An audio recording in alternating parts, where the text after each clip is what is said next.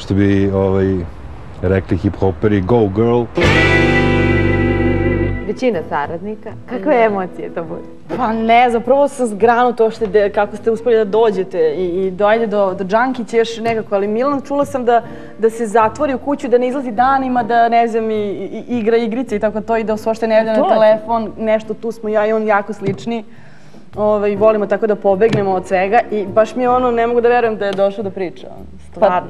A to znači prvo to što sam oduševljena, što sam dirnuta, a drugo što nije tačno za neke stvari, da sam tolika przlica, napravila se od mene da stvarno kao da sam pekinezera, stvarno nisam tolika svađalica. Kad stvarno mislim i stojim iza nečega, volim da to isteram na čistac jer nije zdravo drugačije, ali ne znam, evo.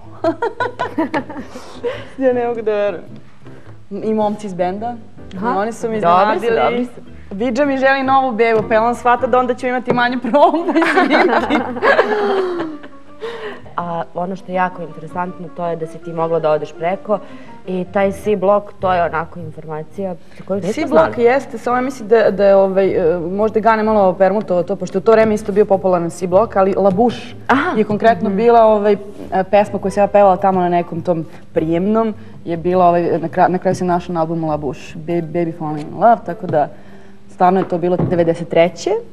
u martu i 93. u decembru, znači tu negde prelazak na 94.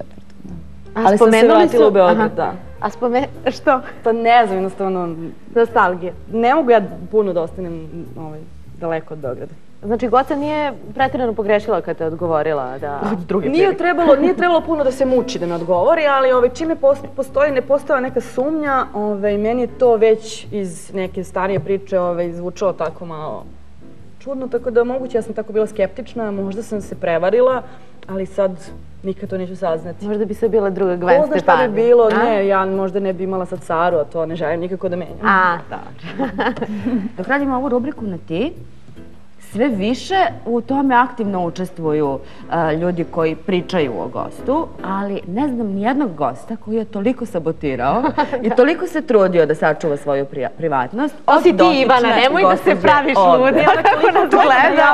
Ja ne mogu što da skontam šta će da kaže na kraju. Znači ja sabotiram. Da, sad će gledalcima sve biti jasno. Da, i imamo drugu rubriku na ti. Uši mi gore.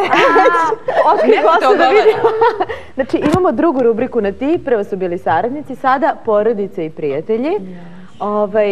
Pa da vidimo ko je pričao o tebi, ali na početku ćemo vidjeti kako su se oni trudili da sakriju od tebe da su uopšte govorili za I kroz kakve probleme mi prolazimo da to pravimo, da.